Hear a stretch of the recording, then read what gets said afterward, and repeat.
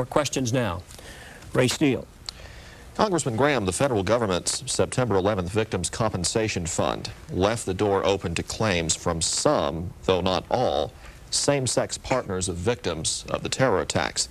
This seems to open the door for other potential cases where same-sex partners could claim other benefits from the government, or if they were denied, they could file a lawsuit because of the apparent contradiction.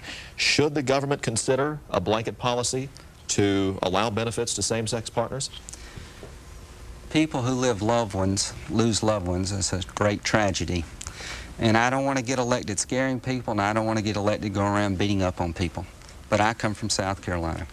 I've supported President Clinton's efforts to make sure that we ban same-sex marriages. I believe it is part of our heritage, it is part of who we are as a people, that the institution of marriage should be between a man and a woman. And any effort to change that, any effort to force the homosexual agenda on South Carolinians or people at large beyond what is appropriate, I will oppose. And I just think this effort that Ms. Clinton brought up has put a new wrinkle into a problem that we do not need to revisit right now. We need to heal as many people as we can, but we shouldn't take September 11th and turn it into debate over the homosexual agenda and same-sex relationships. So I would never support any effort to make same-sex marriages legal or quasi-legal. Judge Sanders. Nobody supports same-sex marriages in this race. The law of marriage is state law. The state of South Carolina is never going to adopt same-sex marriages, at least not in my lifetime. The question of government benefits, however, is another thing. I don't favor giving anyone, regardless of their orientation, a special benefit, and I don't favor giving anyone a special burden. I favor treating everyone exactly alike, without favor and without discrimination. And I don't know what Hillary Clinton's view on the matter is. I have never spoken to Hillary Clinton about it or about anything else. Perhaps this debate should be between Lindsey Graham and Hillary Clinton instead of me, because her agenda is not mine. It really is in part. You have 45 seconds if you choose to rebut anything. This is about who's going to control policy, and Ms. Clinton is the one who brought this dynamic into the September 11th debate.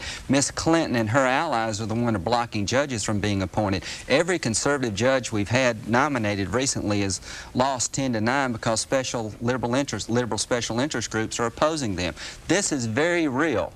She is a powerful force in the Senate. If I go to the Senate, I'm going to try my best to make sure that her agenda is not forced on South Carolina. And one way to do that is to take the power away from her and give it back to conservatives. And that's really what this race is all about. No matter what he says or what he does, his first vote is going to create another Democratic senator, another vote for the agenda that she supports in the Senate, and I will not. My first vote will be for United States Senator Ernest F. Hollings of South Carolina to retain his committee chairmanship. After that, I will not be anybody's pet in the United States Senate. They called a press conference and said I would be Tom Daschle's foot soldier. Last time I was anybody's foot soldier, I was General Eisenhower's foot soldier. And that was a long time ago.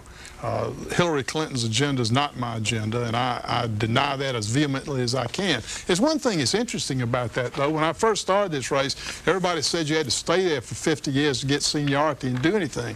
Hillary Clinton is a freshman senator and is being given credit for running the whole operation.